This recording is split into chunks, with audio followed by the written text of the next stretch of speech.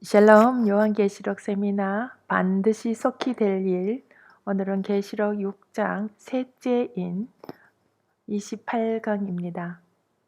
계시록 6장 본문 계시록 6장 5절에서 6절입니다. 계시록 6장 5절에서 6절입니다. 셋째 인을 떼실 때에 내가 들으니 셋째 생물이 말하되 오라 하기로 내가 보니 금은 말이 나오는데 그 탄자가 손에 저울을 가졌더라.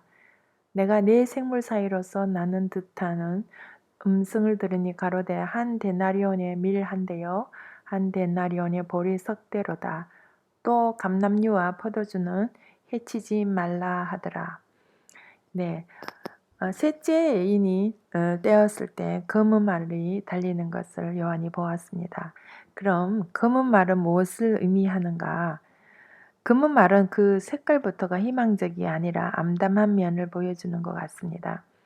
검은 말은 그의 색깔이 말해주는 바와 같이 온 인류에게 기근을 가져다 주는 흉년과 굶주림을 의미합니다. 검은 말은 탄자의 손에 저울을 가졌다고 했습니다. 그 탄자가 손에 저울을 가졌더라 했는데 이 저울이란 우리 인간의 경제적 생활에 필요 불가결하는 생활 기구이죠.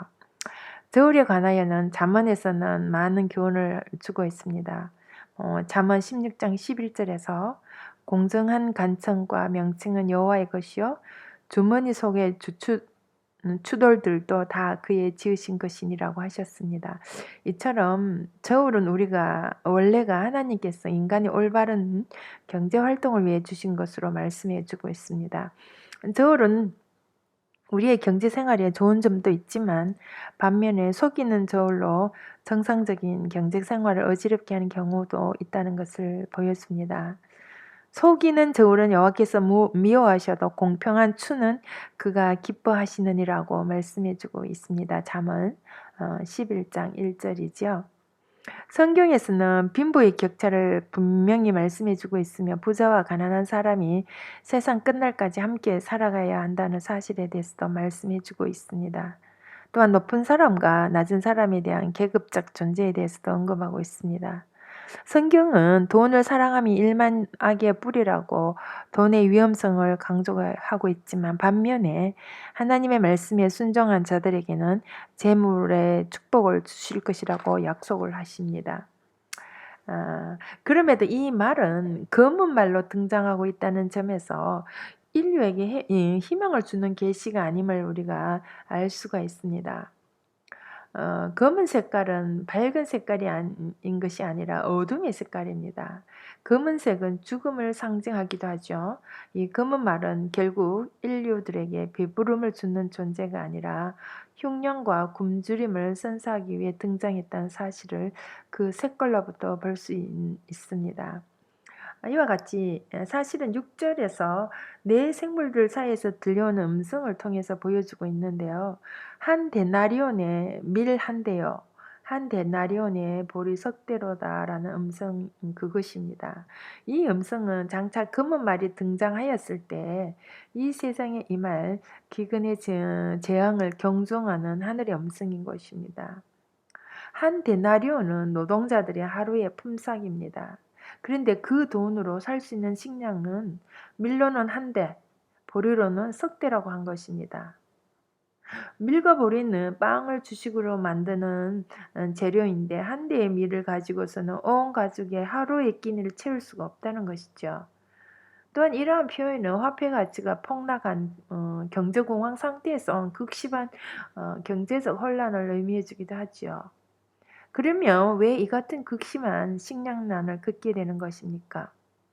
왜 식량이 부족하여 세계적인 기근에 들어갔으며 경제가 혼란 상태에 들어간 것일까요? 그것은 7년 환란 중에 일어날 두 가지 사건으로 말미암은 것입니다. 하나는 전 3년 반 1260일 기간 동안 하나님의 종인 14만 4천 두 증인의 예언 활동으로 말미암은 재앙입니다. 두 증인이 하늘의 권세를 가지고 1260일 동안 예언할 동안 그들은 3년 반 동안 비가 오지 못하게 한다고 했습니다. 이 같은 그 두 증인의 예언 사역 기간 지상에 비가 내리지 않는 일은 능히 온 세계 인류를 기근의 공포로 휘몰아 갈 수 있는 것입니다. 한 해만 감으로도 식량의 위기가 올 터인데 3년 반이나 비가 전혀 내리지 않는다면 전 세계적 식량 위기는 당연한 일이 아닐 수 없는 것입니다. 이 기근은 이 세상에 살아가는 모든 인간들에게 말할 수 없는 굶주림의 고통을 줄 것입니다. 다른 하나는 후 3년 반에 들어가자 후 3년 반에 들어가자마자 발발하는 그 유프라데스 전쟁의 재앙으로 인한 식량의 부족과 계속적인 가뭄으로 인한 극심한 기근에서 오는 재앙입니다. 이 여섯째 나팔에서 일어나는 것이 바로 유프라데스 전쟁인데 이 유프라데스 전쟁으로 인해서 세계 인구가 3분의 1이나 살상당하는 그 핵폭탄으로 말미암은 생태계 파괴와 땅의 폐허는 농산물을 전혀 수확할 수 없는 피해가 따른다는 것입니다. 그리고 전 3년 반에서 계속된 가뭄이 후 3년 반 기간에도 그대로 계속될 것이란 사실은 너무나도 자명한 일입니다. 그런데 이때 적그리스도의 정부 후 3년 반 42개월 동안인 이 적그리스도의 정부는 이 같은 식량의 난을 위기를 구실로 삼아 통제 경제 정책을 강행할 것입니다. 온 세계 인류에게 적그리스도에 의한 식량뿐만 아니라 일반 생필품에 이르기까지 모두 엄격한 아마 배급제가 실시될 것이며 이런 적그리스도의 정책에 동조하지 않는 사람에게는 일체의 물건의 매매를 금지시킬 것이라고 말씀해주고 있습니다. 요한계시록 13장 16절에서 17절의 말씀에는 저가 모든 자, 곧 작은 자나 큰 자나 부자나 빈궁한 자나 자유한 자나 종들로 그 오른손이나 이마에 표를 받지 않고 누구든지 이 표를 가진 자 외에는 매매를 못하게 하니 이 표는 짐승의 이름이나 그 이름의 수라라고 말씀해 주고 있습니다. 그런데 오늘 본문에 6절 하반절에서 이상한 음성을 또 요한이 듣게 되죠. 이 음성은 한 데나리온의 밀 한 대요, 한 데나리온의 보리 석대로다 라는 음성을 보낸 하늘의 음성과 함께 들려주고 있습니다. 또 감람류와 포도주는 해치지 말라라는 말씀이에요. 감람류와 포도주는 해치지 말라는 말씀인데 이 같은 계시는 비유적인 표현입니다. 실제적인 감람나무와 포도주의 수확에 피해를 내리지 말라는 그런 명령이 아닙니다. 밀이나 보리 같은 식량은 가뭄으로 피해를 입게 되는데 양식도 아닌 감람류와 포도주의 생산은 피해를 입지 않는다는 이론은 좀 상식을 벗어난 해석이겠죠. 성경에는 상징적인 계시와 문자적인 계시가 섞여 있습니다. 그러면 어떤 것을 상징적인 계시로 또 어떤 것을 문자적인 계시로 보아야 하는가 하는 문제는 굉장히 중요하기 때문에 신중을 가해야 할 것입니다. 우리가 이 두 가지 문제를 잘 이해해서 조화시키지 못하면 종말론 해석에 굉장한 혼란이 따르게 될 것입니다. 우리는 먼저 상징적인 표현은 어떤 것인가 하는 정의부터 내려야 할 것입니다. 상징적이란 말은 성경에 나타나는 어떤 사건에서 그 표현만으로는 이해하기가 어렵고 해석할 수 없는 경우 그것을 성경 전체의 내용에 비춰서 새로운 방법의 해석을 시도해야 하는 경우를 말합니다. 이 해석은 반드시 성경에서 짝을 찾아야 하고 또 성경 해석에 무리가 따라서는 안 되는 것입니다. 진리의 어긋남이 없이 누구에게나 설득력이 있어야 하는 것입니다. 하나님의 말씀은 언제나 무리가 없고 설득력이 있으며 진리 안에서 상식에 어긋남이 없는 것입니다. 요한계시록에는 짐승이라는 존재가 등장합니다. 이 존재는 종말론 해석에서 매우 중요한 존재로 등장하며 이 존재를 만약 잘못 해석하는 날이면 정말로는 해석이 뒤죽박죽이 될 수밖에 없습니다. 그런데 이 짐승은 분명히 종말에 등장할 하나의 인물이지만 이 인물은 상징적으로 나와 있습니다. 그러면 이 짐승이라고 하는 상징적 존재의 실체를 해석할 때 어디에 근거해야 하는 것입니까? 다니엘서 7장에 보면 10뿔 가진 짐승에 대한 계시가 나옵니다. 그리고 그 10뿔 중에 하나인 작은 뿔이란 짐승도 등장합니다.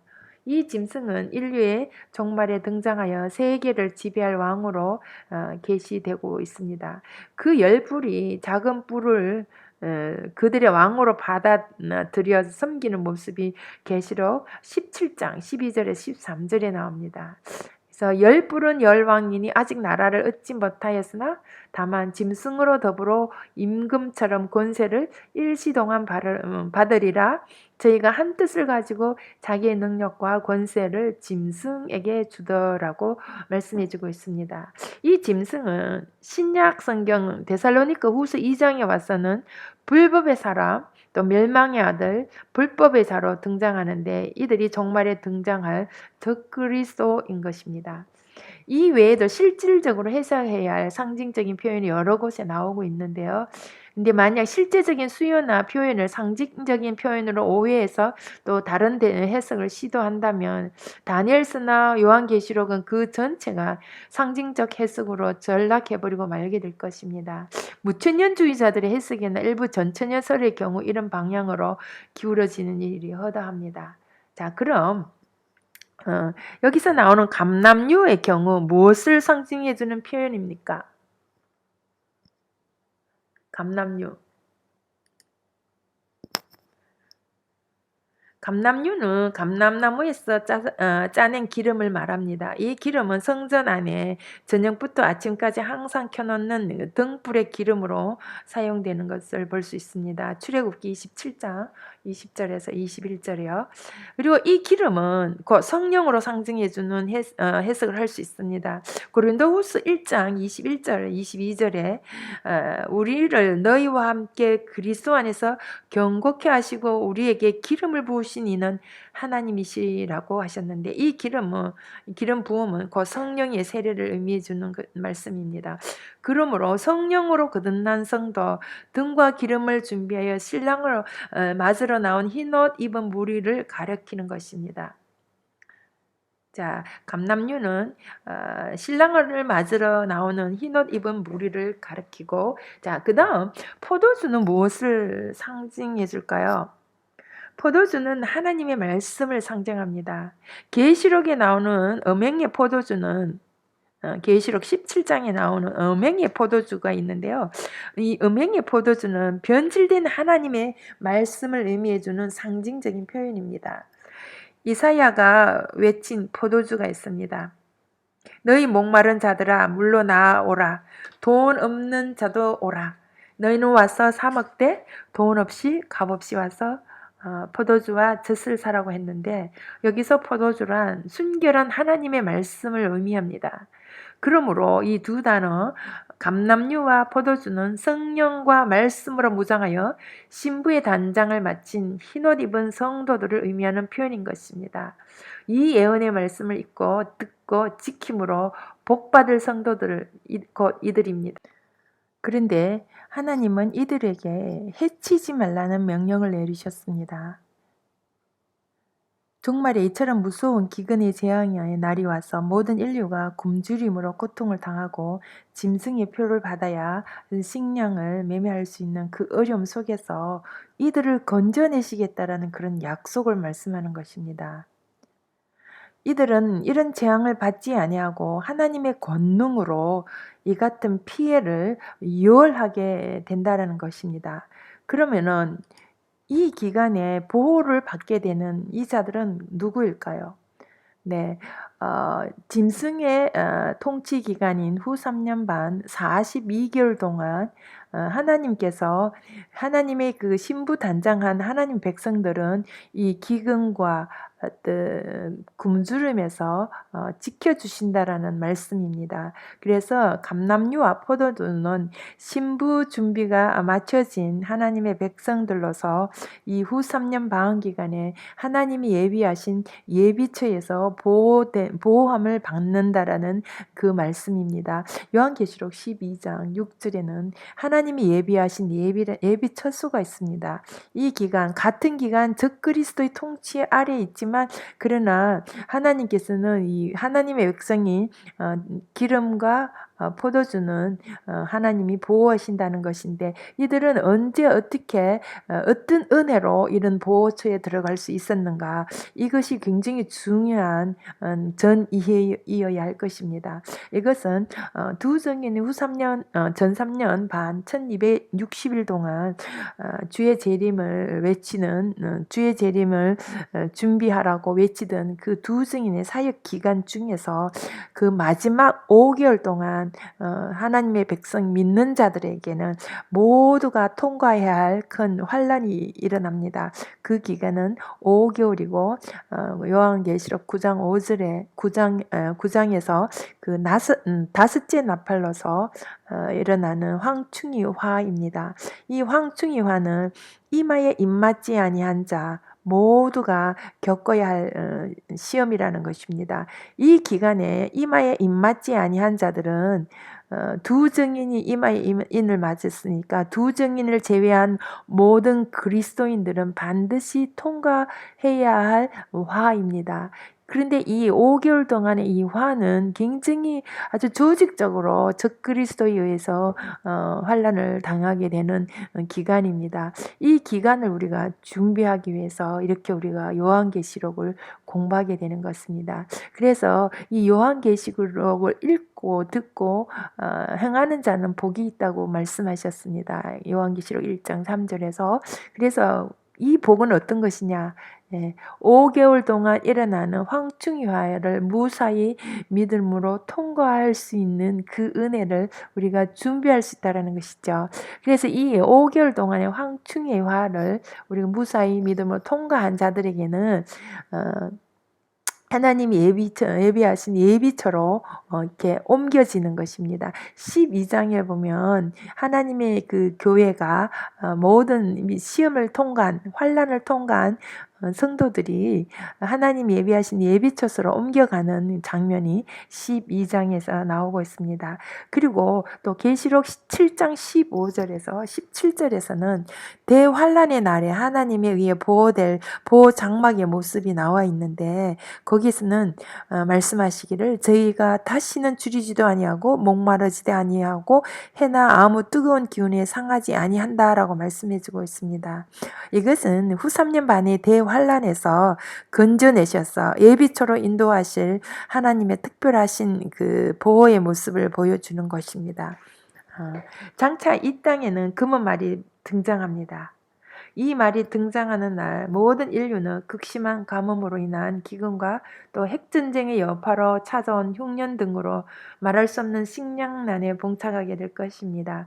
이때 여러분은 감람류와 포도주는 해치지 말라고 하신 그 대상이 되셔서 특별하신 하나님의 보호를 받는 축복을 누리시기를 바랍니다. 샬롬.